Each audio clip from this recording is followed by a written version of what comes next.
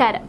Tamil cinema രംഗത്തെ മാതൃകാ താരദമ്പതികളായിരുന്നു ഒരു കാലത്ത് വിജയും ഭാര്യ സംഗീത സ്വർണലിംഗവും. നീണ്ട 25 വർഷത്തെ ദാമ്പത്യത്തിനു ശേഷം ഇരുവരും വേർപിരിയലിലേക്ക് നീങ്ങുന്നു എന്നുള്ള വാർത്ത ആയതുകൊണ്ട് തന്നെ ആരാധകർക്ക് വലിയ ഞെട്ടലായിരുന്നു. തമിഴ് രാഷ്ട്രീയത്തിൽ നിർണായകമായ ചുവടുവയ്പ്പുകൾ നടത്തിയ അതേ സമയത്തായിരുന്നു വിജയുടെ വ്യക്തിജീവിതത്തിലെ പ്രതിസന്ധികളും ഉയർന്നു വന്നത്. കുടുംബജീവിതത്തെക്കുറിച്ച് പൊതുവേദികളിൽ സംസാരിക്കാൻ ഒട്ടും താല്പര്യപ്പെടാത്തവരായിരുന്നു വിജയും സംഗീതയും. ക്യാമറ കണ്ണുകളിൽ നിന്നും പൂർണ്ണമായും മാറി നിന്ന് ഏറെ സ്വകാര്യത കാത്തുസൂക്ഷിച്ചിരുന്ന അത്തരമൊരു താരദാമ്പത്യമാണ് ഇപ്പോൾ പരസ്യമായ ഒരു നിയമ പോരാട്ടത്തിലേക്കും വിവാദങ്ങളിലേക്കും എത്തി നിൽക്കുന്നത്.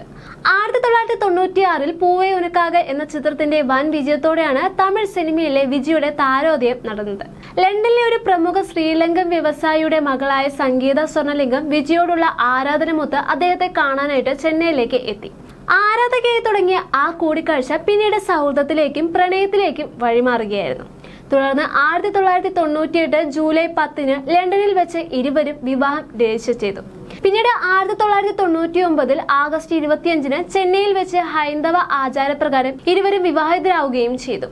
ക്രിസ്ത്യൻ മതവിശ്വാസിയായ വിജയും ഹിന്ദുവായ സംഗീതയും തമ്മിലുള്ള ഈ വിവാഹം അക്കാലത്ത് വലിയ രീതിയിൽ ആഘോഷിക്കപ്പെട്ടിരുന്നതാണ്. ഇവർക്ക് ജെയ്സൺ സഞ്ജയ് എന്ന മകനും ദിവ്യ സാഷ എന്ന മകളുമുണ്ട്. വിജയ് തമിഴ് സിനിമയിലെ ഏറ്റവും വലിയ സൂപ്പർ താര പദവിയിലേക്ക് ഉയർന്നപ്പോഴും സംഗീത എപ്പോഴും പൊതുവേദികളിൽ നിന്നും മാധ്യമങ്ങളിൽ നിന്നും അകലം പാലിച്ചിരുന്നു. വളരെ അപൂർവമായി മാത്രമേ അവർ ഭർത്താവിനൊപ്പം സിനിമാ ചടങ്ങുകളിൽ പങ്കെടുക്കാറുണ്ടായിരുന്നുള്ളൂ. വിജയുടെ മാതാപിതാക്കൾ പല അഭിമുഖങ്ങളിലും സംഗീതയെ ഒരു മികച്ച വീട്ടമ്മയായും മകളെ പൂർണ്ണമായ ഉത്തരവാദിത്തത്തോടെ വളർത്തുന്ന അമ്മയായും വിശേഷിപ്പിക്കാറുണ്ടായിരുന്നു.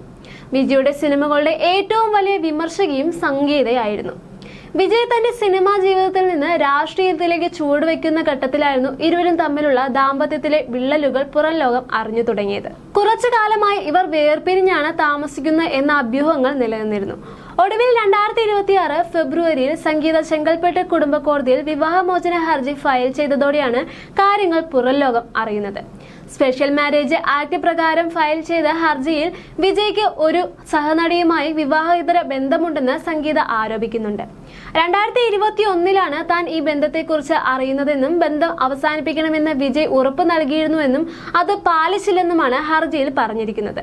കൂടാതെ ഈ വിഷയവുമായി ബന്ധപ്പെട്ട് സോഷ്യൽ മീഡിയയിൽ വരുന്ന വാർത്തകളും തനിക്കും മക്കൾക്കും വലിയ അപമാനം ഉണ്ടാക്കുന്നതായും ആരോപിക്കുന്നുണ്ട്.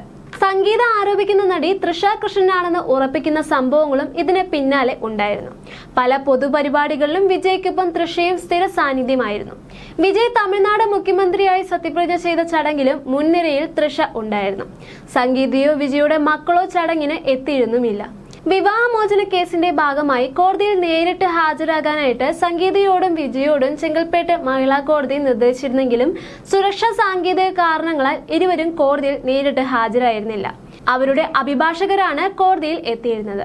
തുടർന്ന് കേസ് കൂടുതൽ വാദം കേൾക്കുന്നതിനായി കോടതി മാറ്റിവെച്ചിരിക്കുകയാണ്. ഇതിനിടെ വിജയുടെ അമ്മ ഇടപെട്ട് ഇരുവരും തമ്മിൽ പ്രശ്നപരിഹാരത്തിനുള്ള ചർച്ചകൾ നടക്കുന്നതായും ലണ്ടനിൽ നിന്നും സംഗീത തിരിച്ച് വിജയുടെ മാതാപിതാക്കളുടെ വീട്ടിലേക്ക് തിരിച്ചെത്തിയിരുന്നതായും റിപ്പോർട്ടുകൾ പറയുന്നുണ്ട്.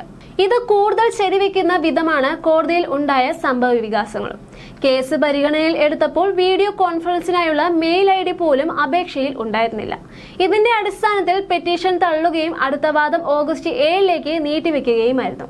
സംഗീതയുടെ ഭാഗത്തു നിന്ന് പോലും നടപടി വേഗത്തിലാക്കാനുള്ള യാതൊരുവിധ തീരുമാനങ്ങളും ഇതിനിടെ ഉണ്ടായിരുന്നുമില്ല. സംഗീതയുടെ അഭിഭാഷകൻ വക്കാലത്ത് ഫയൽ ചെയ്യാത്തത് എന്തുകൊണ്ടാണെന്നും ജഡ്ജി ചോദിക്കുകയുണ്ടായി. വീണ്ടും ഒന്നിക്കുന്നതിന്റെ സൂചനയാണെന്നാണ് ആരാധകർ ഇതിനെ പറയുന്നത്. ജൂൺ 22 വിജയുടെ ജന്മദിനത്തോടനുബന്ധിച്ച് ഇരുവരും ഒരുമിച്ചുള്ള ഒരു ഔദ്യോഗിക പ്രഖ്യാപനം ഉണ്ടാകാമെന്നാണ് ഫാൻസ് ഗ്രൂപ്പുകളിലും മറ്റും പരക്കുന്ന പ്രധാന ആരോപണം.